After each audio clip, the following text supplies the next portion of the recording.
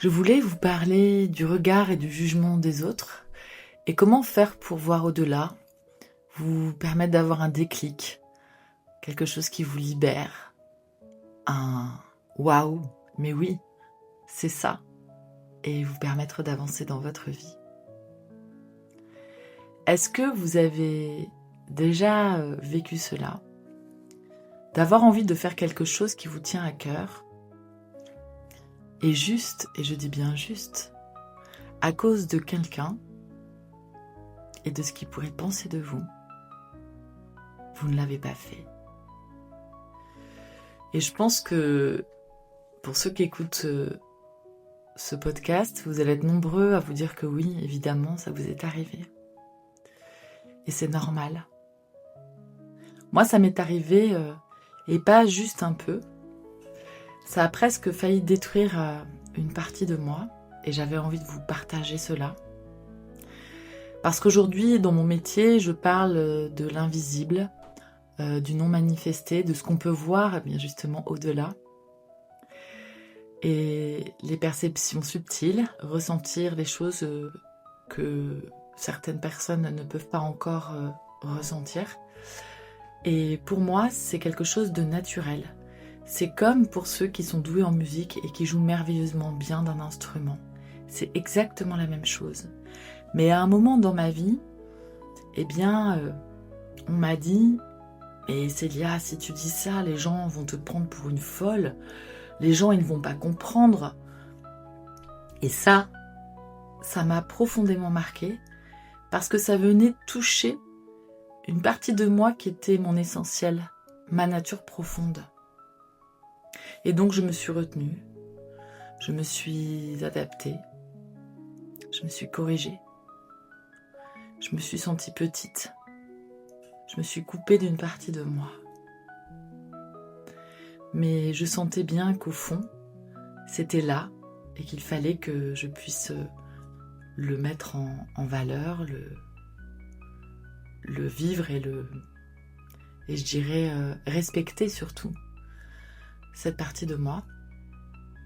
Et c'est ce que je fais aujourd'hui. Parce que sinon, vraiment, c'est très violent dans la vie. Parce que vous savez que c'est vous, mais vous sentez que quoi faire? Vous adapter, vous lisser, être acceptable. Moi, je me disais que je me trouvais médiocre à un moment de ma vie. Et en fait, on se trahit. Et quand on se trahit, eh bien, la vie se manifeste pas forcément de la bonne manière pour vous. En tous les cas, moi, c'est ce qui s'est passé pour moi jusqu'à ce que je comprenne. Et que j'ai le déclic. Et que j'ose vivre ma vraie nature sans penser au regard et au jugement des autres. Et en fait, il y a vraiment un truc à comprendre. En fait, c'est pas vraiment le regard ou le jugement des autres qui vous bloque. C'est ce que vous imaginez qu'ils pensent de vous. Et ça, c'est vraiment un truc important à comprendre. Qu'en fait, c'est votre propre regard. C'est la façon dont vous vous jugez vous-même. Et que vous projetez ça sur ce que les autres peuvent penser de vous. Qui est la cause de nombreuses frustrations, peurs. Et donc vous vous retenez non pas à cause des autres, mais à cause de ce que vous pensez de vous-même. Vous savez, c'est le fameux effet miroir. Quand on me disait à moi, tu vas passer pour une folle, ça venait toucher quoi chez moi? Eh bien, cette partie de moi qui doutait, une part de moi qui me jugeait d'être comme j'étais, un peu à part, un peu avec cette vision différente. Et en fait, ça venait toucher cette partie de moi qui ne croyait pas en moi. Cette part de moi qui avait peur d'être rejetée et qui se rejetait elle-même. Et je vais vous raconter une anecdote d'un accompagnement que j'ai fait avec un client. Il n'osait pas parler, il avait un problème financier assez important dans sa boîte. Et en fait, il n'osait pas en parler autour de lui, donc il est venu en parler avec moi en tous les cas. Et Il pensait vraiment que son entourage allait le juger, qu'il allait décevoir. Mais parce que lui-même, il se jugeait déjà énormément. Et je lui ai posé cette question, je lui ai dit si quelqu'un que tu connaissais vivait la même épreuve que toi, est-ce que tu le jugerais aussi durement? Et il m'a dit bien évidemment que non. Je serais dans la compréhension, dans l'aide. Et en fait, ça c'est important de savoir qu'on se juge, beaucoup plus durement que l'on ne juge l'autre. Et quand il a compris ça, eh bien il a osé parler.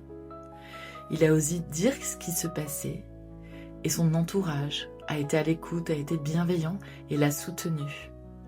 Rien à voir avec ce qu'il imaginait, parce que le regard des autres était beaucoup plus bienveillant que le propre regard qu'il avait sur lui-même. Et il y a autre chose que je vois souvent, qui va énormément vous éclairer.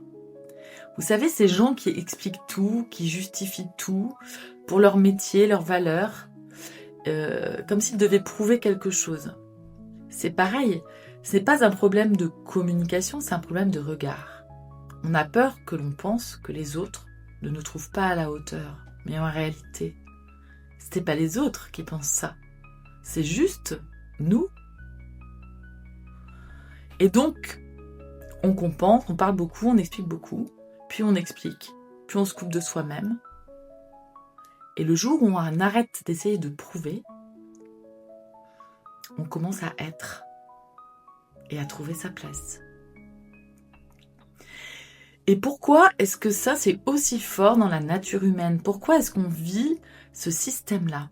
Eh bien, parce que dans notre mémoire collective, la mémoire collective de l'humanité, de pouvoir penser que le regard et le jugement des autres peut nous amener au rejet. Je m'explique. L'humain, il est fait pour vivre en groupe. Il est fait pour vivre collectivement. Et on sait que quand on a été rejeté du groupe, on était seul, donc en danger. Donc potentiellement, on pouvait disparaître. Et cette mémoire-là, elle est encore inscrite dans nos gènes, dans notre ADN, notre ARN. Donc le jugement de l'autre, le regard de l'autre, s'il me fait être rejeté, me met en danger et me fait disparaître. Je vais également vous donner une autre explication qui peut être au-delà de ce que vous pensez, sans vraiment de logique avec le mental analytique. Le transgénérationnel, la lignée. Parce que parfois, ça ne vient même pas de vous. Ça peut venir de votre famille. Et parfois, d'expériences familiales dont vous n'avez même pas conscience, que vous ne connaissez même pas, qu'on ne vous a jamais raconté. Et c'est là où le regard de l'invisible peut avoir un rôle extrêmement positif pour vous éclairer sur ces parties de vous qui sont là dans vos mémoires mais que vous ne connaissez pas. Et effectivement, il y a des familles où le regard de l'autre, le jugement, la peur de ne pas être reconnu, eh bien, vous la portez. Vous la portez sans le savoir. Et ça, quand on en a conscience aussi, eh bien, ça permet de changer, de pouvoir comprendre cela, ça permet de se libérer de cette peur du jugement de l'autre.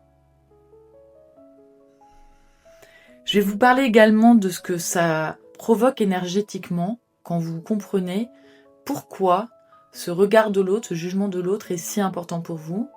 Au-delà des explications que je viens de vous donner, c'est énergétique. Et ça, je l'observe souvent.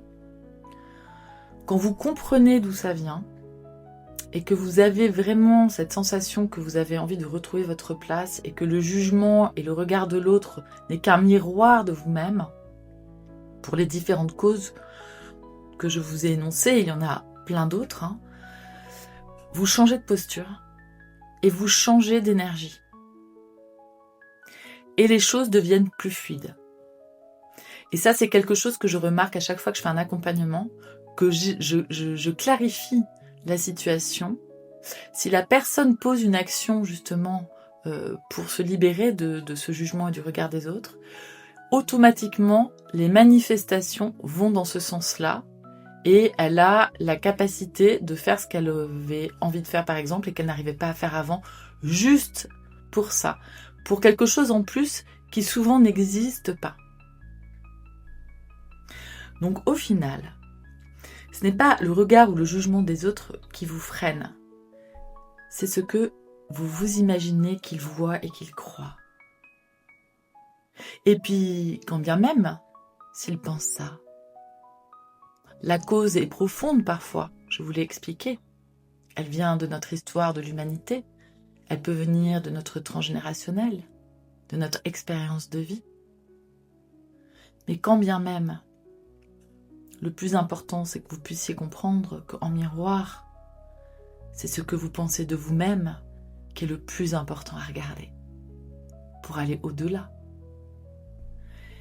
Et ça, c'est une excellente nouvelle, parce que ça veut dire que vous pouvez changer. Vous pouvez arrêter de vous retenir, vous pouvez être vous-même, en changeant tout simplement le regard que vous avez sur vous.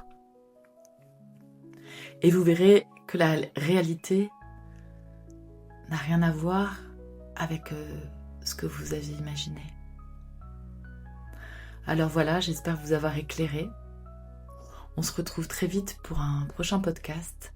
Prenez soin de vous. À bientôt.